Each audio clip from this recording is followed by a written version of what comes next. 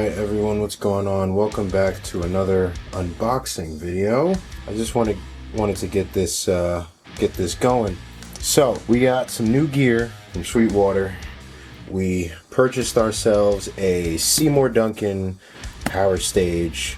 We purchased the 200 model, and what the package looks like. Alright, and here we go. I know I was trying to look at how to open this, and I guess they made it pretty simple. No tape, so no box knife required. Just gonna fold that over there. Open this up here. Got some protective stuff. Little user manual. Awesome.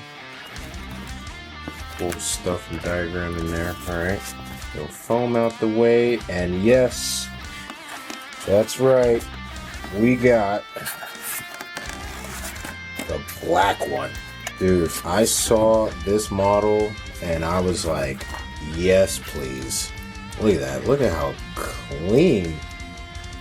Now mind you, this is the first time I'm opening this box, so we're seeing this for the first time together, and oh my goodness. Man, let me tell you. Oof. Ooh, okay. Click to 0. Nice, nice. Got your cab sim on and off button, your EQ on and off button. That's really cool. We got our good I/O on the back. Our input balanced out. The speaker. So if I'm not mistaken, this is a aux, so you can MP3 in. This would be my Line 6 Helix is going to go in here. These are for headphones out. Interesting how they went for auxiliary and not quarter-inch jack there. That's interesting. Balanced output. I'm assuming this would go to the front of house, and these would go to cabs. Now I know this one isn't stereo. Yeah, this one isn't the stereo one. This is still mono. So it's probably just two monos going out, I guess.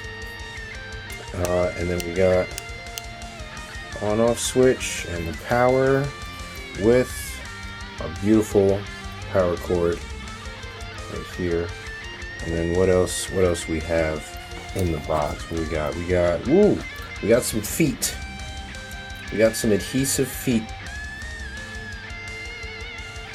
I have like a love-hate relationship with adhesive feet, because like whenever it gets hot, whenever a unit gets hot, or it gets hot in the environment, it's all just like, the glue's just gonna melt, and it's just gonna melt off. But it's okay.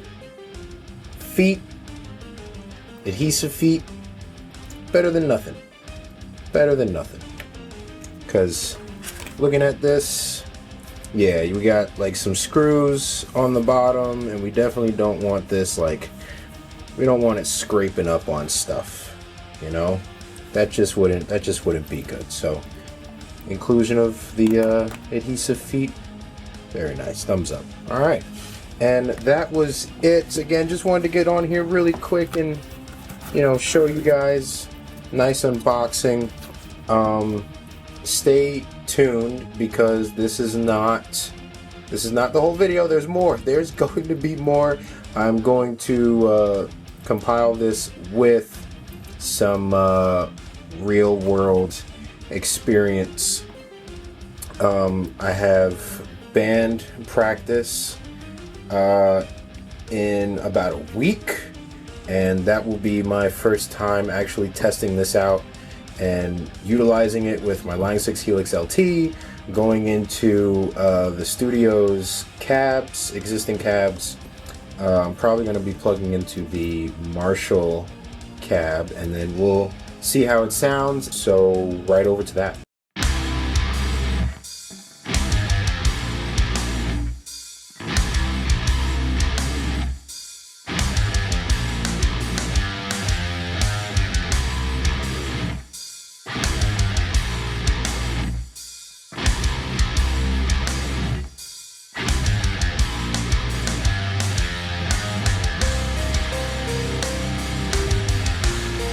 Let's see, hopefully I'm in frame.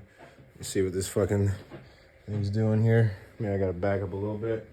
All right, so we're at good old Astoria Soundworks, and I've got the Power Stage 200 plugged into a Marshall 4x12, going through my Line 6 Helix LT. I have let's see. I got my Ibanez running with this Joyo wireless unit, transmitter and receiver going line 1/4 inch out with an instrument cable going into the power stage, and then a speaker cable going out into the Marshall 4x12. I did a little bit of dialing on the power stage, but the biggest thing, and I've already tested it, it sounds amazing, is the volume that you get out of this thing is insane.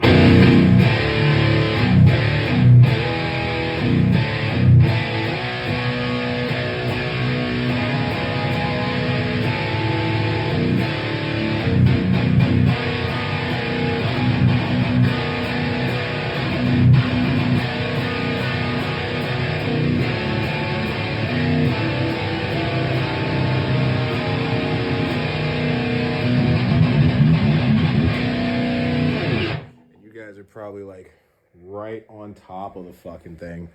So let me see if I put you in a little bit of a better. I'm gonna put you in the corner here, just so you can get like a bit of a better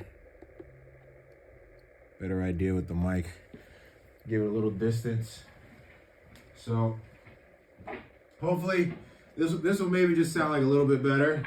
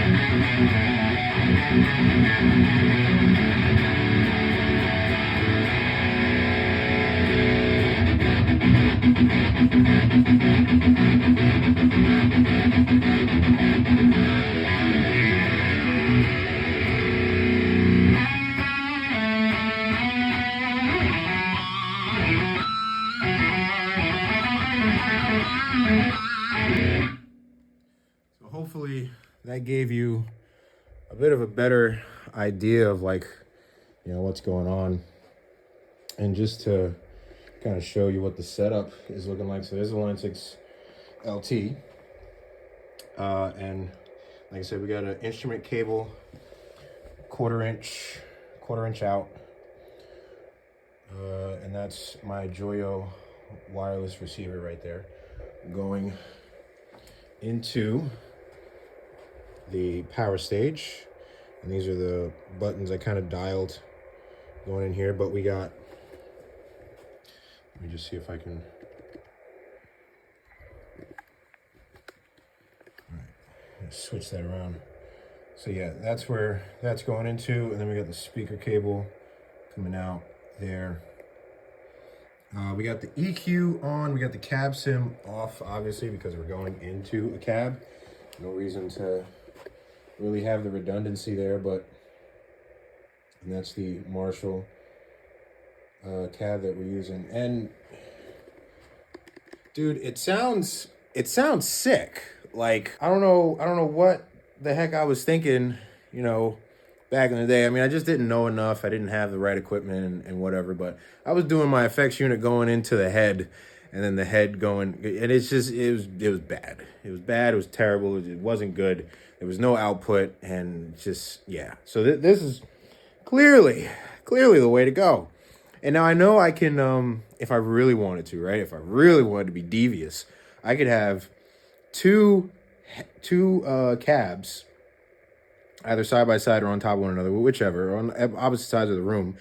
Hook up speaker cables to the power stage because it has a left and right. I know it's a mono. It is mono, but I can have two. I can hook up two cabs and use the full extent and full power. I want to say of the dark side, and that's just because I got the black one. I got the black one. It's dark. It's beautiful. It's pretty. It matches my Helix LT. Yes, that's why I got the black one, is because it matches my Helix LT. But yeah, that's the sound test, and now just gonna finish up practice with the guys, and yeah, might even let you hear a little bit of that. I don't know, maybe we'll see how they feel. I gotta ask them first, but yeah, later.